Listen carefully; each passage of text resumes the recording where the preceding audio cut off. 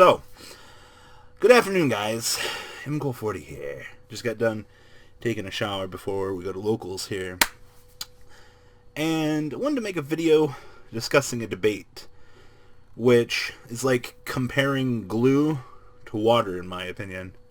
Puns. But before you even get into this video, please understand that Toadally Awesome, that fucking card, is pretty much going to be a debate in today's videos.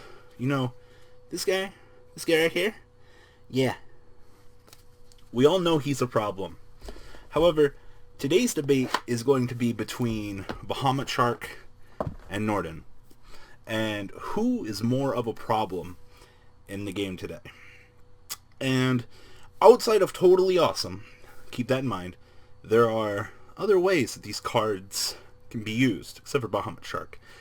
But we're going to talk about these cards, and we're going to try to beat this video down into 10 to 11 minutes, so that we can actually have some beefy content here. So,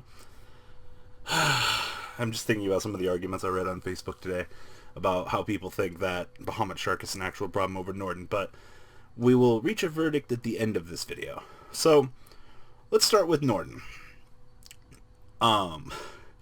So Norden basically is a fusion. I'm not even going to animate this video or do anything special with it. If you don't know what Norden and Bahamut Shark do, then you're probably not playing Yu-Gi-Oh at the moment. Yu-Gi-Oh Wiki is your friend. So, Norden, it's just, when it's fusion, when it's fucking special summoned, alright? You special summon a level 4 or lower from your graveyard. Now, let me reread this to you. When this card is special summoned, you can target one level 4 or lower monster in your graveyard, special summon it, but its effects are negated, and then banish it when this card leaves the field. He's also a requirement of a Synchro or XYZ plus Synchro XYZ, so if Super Volley ever comes back, this card automatically has to go. But that's besides the point. So, Norden himself is a water monster, which we'll talk about with Bahamut Shark in a little bit. I don't even know why that is much of an argument there. But 2000 instant fusion. Typically he creates instant fusion as a staple in rank 4 decks or in decks that want access to rank 4. Someone made an argument saying that since Necros that rank 4s have been limited. However, now that Toadally Awesome exists, you have access to Bahamut Shark and of course Utopia the Lightning. And those have typically been the only real two, I think, that have been much of a problem, aside from Castel and Dweller. And we know from a fact that Dweller's a pretty fucking good card. But when you have a card that creates a mini engine in and itself, and even if you're going so far as to make the argument saying that rank 4s are limited, sure, I will give you that argument. They are not so good anymore. But when you have the creatability of cards that extend into other cards, like Bahamut Shark, for example, when you have a card that just answers any one card on the opponent's board and has a piercing 5,000 damage with the potential to lead into other gimmicky things. I mean, like Utopia the Prime or whatever it is, the one's got 25-10 attack points. These things can happen, and you can't discount the fact that Norden creates a staple card in a particular variety of decks. And Konami has stated over time that they do not like staple cards. And it's you're officially playing 3 Nordens if you're playing, a rank 4 deck. Yes, every instant fusion is that one Norden, alright? But once it's gone, it's gone. But you have 3 copies of it in your deck that you can technically get to it pretty much any stage in the game. I mean, I've never seen a player not have access to instant fusion, considering how much we draw in this game at the moment. So, if you're looking at the aspect of things from Konami, outside of having access to already one of the best toolboxes in the game, it's one of the things I'll give rank 4s. Have the ability to pierce over large creatures with lightning. Have the ability to answer things. Castel, Diamond Dire, even Abyss Dweller, for example. And, Norden makes Dweller 2200. And let's not even talk about what, Norden can do with Dragoons on Bahamut Shark. But staples and other things like that are not so good. Not so good, guys.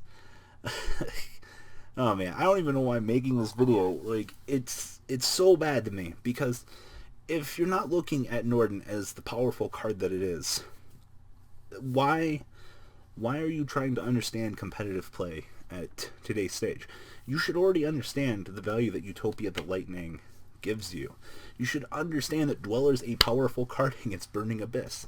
You should understand that Diamond Dire gives you the ability to recycle your pieces into the graveyard playing ABCs.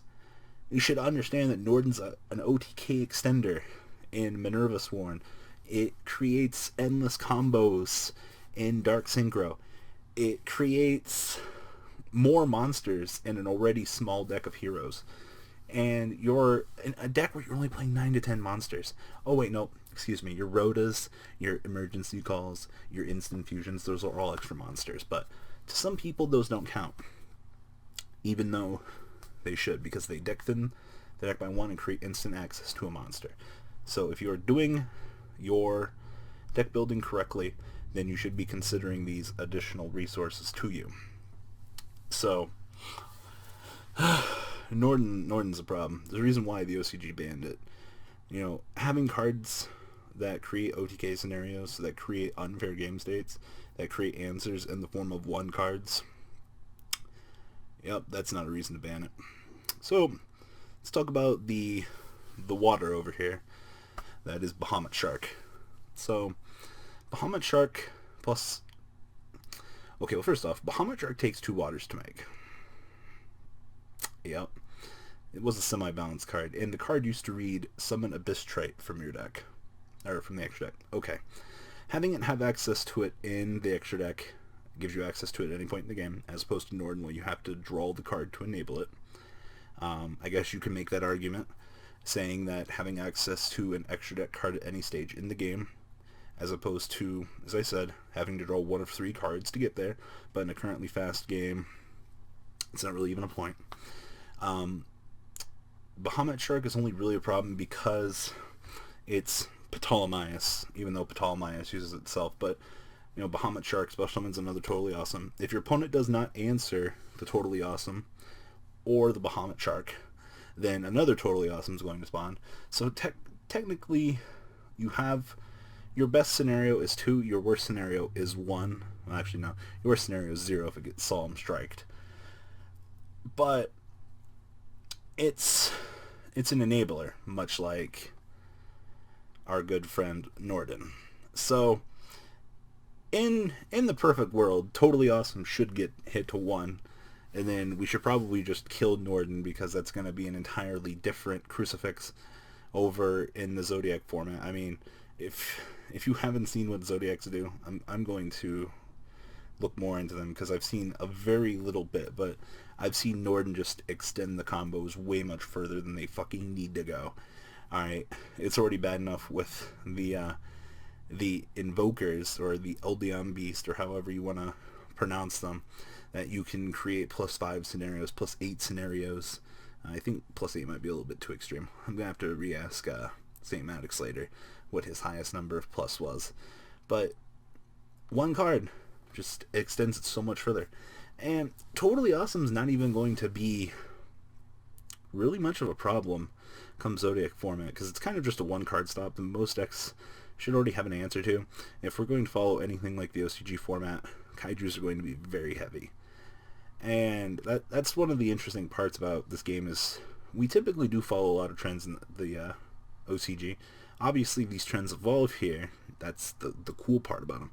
But stepping stones and learning typically come from the OCG. But back to the water versus glue. Both cards are combo extenders. 1 card, however, creates a staple engine inside of decks. Coincidentally,